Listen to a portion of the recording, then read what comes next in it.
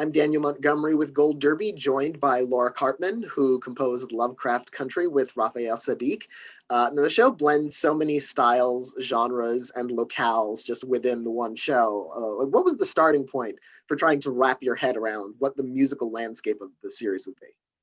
Well, I think the first thing that Misha said to us was that she wanted gothic R&B, and that I don't think that there had been a genre exactly like gothic R&B. I don't know that there is now, but that was kind of where we started. But I think what she said, what she continued to say, and what we really landed on was every one of those episodes is a different film and touches on kind of different film genres. And we talked a lot about that during the course of the series. Episode 3 is the haunted house, episode 6 is the war movie, episode 9 is Tulsa. Every single episode has its own kind of unique cinematic feel. Episode 4 is Raiders of the Lost Ark. So they all have their own profiles, although of course there are themes and ideas that carry us through from episode to episode. Do you like trying to keep like a cohesive musical sound while going in all these different directions? Right. Are you composing things like all at once, or really bit by bit as episodes are being worked on?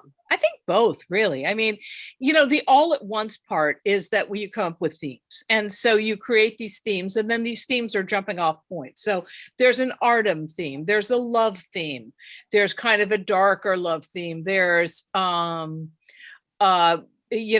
house music, there's a family theme. So those themes emerge. There's a theme for George.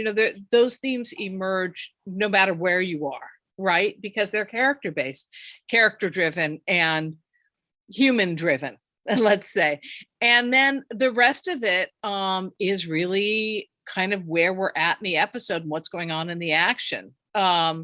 And because each episode sort of is different, as I said before, there is a unique signature. So for example, episode 7 is really, Afrofuturism and a place for Hippolyta to really find herself. And so we worked on a lot of kind of 50 sci-fi sounds for that episode and really came up with some weird analog stuff layered with orchestra. But I think the continuity is the thematic material and also the instrumentation, which even though there are certain elements that vary, they are consistent. And you mentioned like one episode's like your Raiders of the Lost Ark episode. One episode is your. Wait, hold on. Okay. Wait, sneeze. There it is. Sorry about that. Keep going. I'm sorry, Daniel. I know the feeling. It's allergy season. Yeah, it is. We mentioned that you have one episode's your Raiders of the Lost Ark episode. You have your war movie and all of that. Are you looking to a lot of like references and a lot of inspirations from past films or TV or even music of the period to inform your work? Yeah, I mean, I think so. I think a lot of the score sounds like it's kind of mid-century modernist music. Now that just happens to be my aesthetic too, in every sense, musically, visually. I mean, that's just my vibe. So I know that music and it comes to me quite easily. But yes, there were specific things like the war movie needed to have a sound. The haunted house needed to have a sound. So at Raiders of the Lost Ark, obviously we drew from genres, but I think one of the really significant, almost, I mean, I don't know if it's a political statement. I suppose it is in a certain sense, is to take these particular characters and put them in these environments where we have just not seen a lot of Black faces. And so I think this idea of doing Raiders of the Lost Ark with our heroes, as Misha would call them, is both unique and drawing from other genres. But the fact that you're leaning to the other genres is in essence a statement in and of itself, that you're saying, yes, we are putting these people in these genres and we're claiming it as big action film. And you're working again with Misha Green, who you also worked with on Underground, which is a which is a very different kind of series, of course. Yes and How is no. yeah? Well, what are the similarities and differences of the two I think experiences? and musically it's different. I mean, Underground was really more gothic R&B in a funny way than Lovecraft, although there is the Artem theme, which certainly fits that for Lovecraft. I think that Underground was more, I mean, there was definitely orchestral work and we played with that a lot, but I think it was more playing with that particular time. I'm sorry about the people coming in and out of the house. That's playing with different time elements and playing with that particular period of time. Although you have an epic story and heroes' journeys, and I think in that way they're similar. I think there is a similar aesthetic, and it makes sense to me that Misha would go from Underground to Lovecraft. But the difference for me, the big difference is the orchestra, is using a live orchestra and really having those sounds and leaning into cinema way more than we did on Underground. I think Underground, it was, a lot of Raphael's bass and guitars and kind of orchestral string elements around that, a lot of synthesizers weaving in between songs. Lovecraft was more, staking a claim in the orchestral symphonic world. And what is that collaboration with Raphael Sadiq like? To marry your sensibilities together. It's really fun, and I think what happens is that we that's what we do, is we marry our sensibilities, and they're different. His musical background is really different from mine, and where he comes from and what he thinks about is different from where I come from, what I think about. So I think it's one of the reasons why we both enjoy the collaboration so much. We both do work on our own all the time, but when we come together, it yields different results.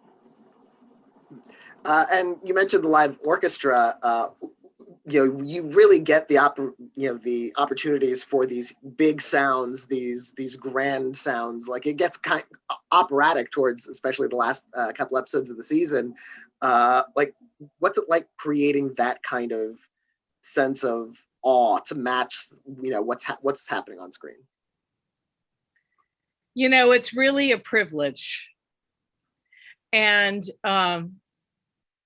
I say that because I haven't had the kind of opportunities of really creating those sounds with live orchestra as often as I wish I had.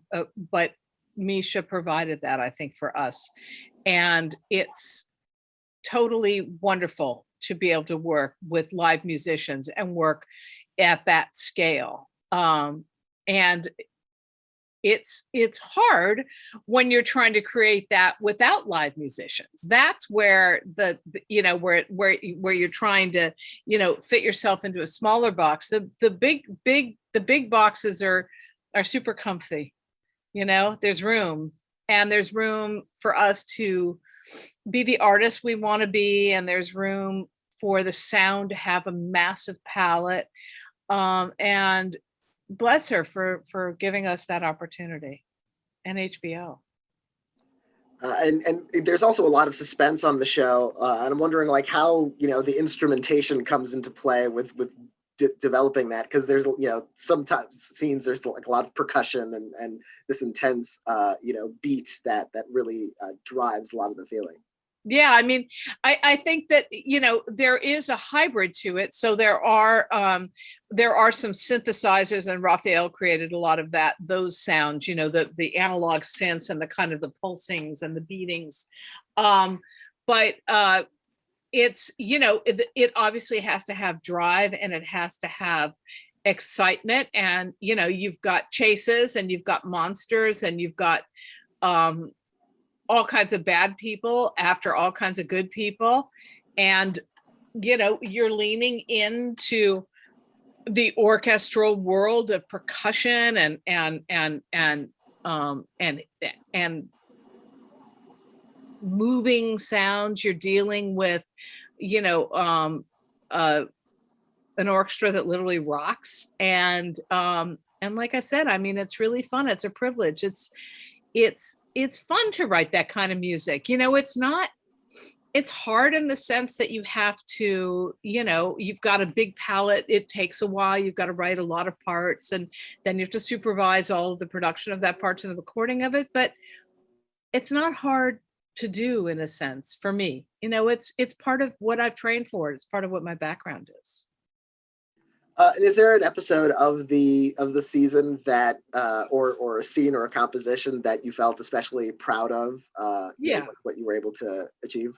I think the end of episode 9, the opera piece "Catch the Fire," that was written about a year ago, during the George Floyd protests and the uprisings that happened, and so it was really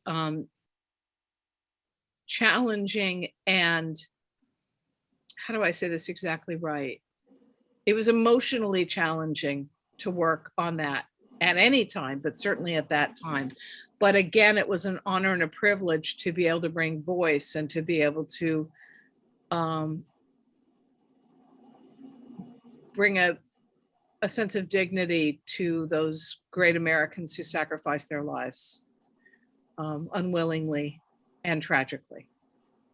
And I think we did it. And I thank Sonia Sanchez, the genius, for letting us use her poem and for collaborating on adapting it for that particular scene.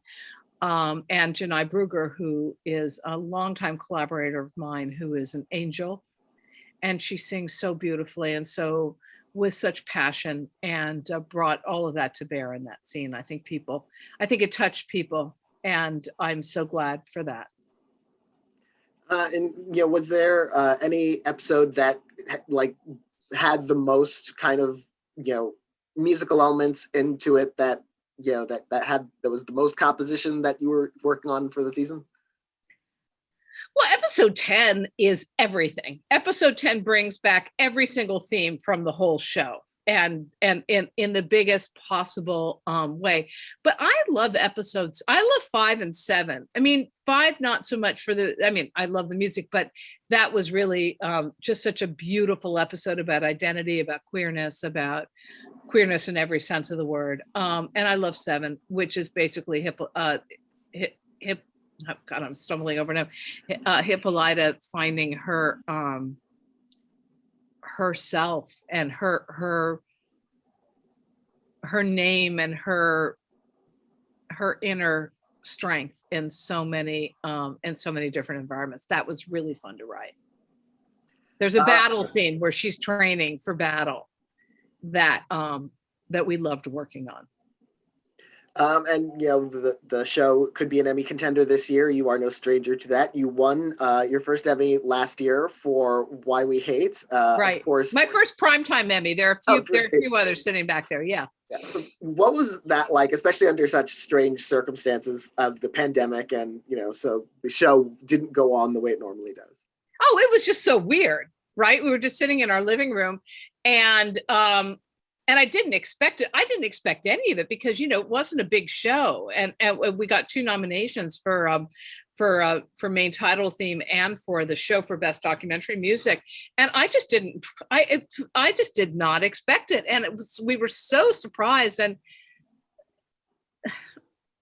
I've been to a lot of award shows, and there is something wonderful about being with your family in your living room. I mean, I know, and there's something wonderful about being together and getting up and giving a speech and doing all of that. But it was nice. It was crazy. And then, of course, you just won an Emmy, but you're sitting in your living room. So that's just weird, right? But it's great. And they have all their Barbie clothes on.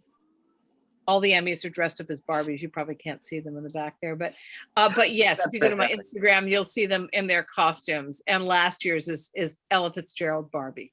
She's dressed up as Ella. So it's great. And I hope Lovecraft gets some love this year, not just for us, obviously we would love it, but the show, I think, richly, Journey and Misha and Jonathan. And I mean, all of the characters are just so, the acting is Jamie, so off the chain great. So I'm keeping my fingers crossed for everybody. Yeah, it is a straight. I can only imagine what it's like to win an Emmy in any circumstance, but it would be almost like if I were to reach inside, like, here, you win an Emmy now, like during one of these conversations. It must be, kind of surreal. No, it was just nutso. And then of course the phone starts ringing and everything starts. But it's with my wife and my son, so that's a beautiful little crew to be with when you get an honor like that. Well, I want to congratulate you on that honor, and fingers crossed you might have another Emmy to dress in the coming months. And thank you so much for talking to me today about the show. Oh, I appreciate it, Daniel. Thanks for having me on.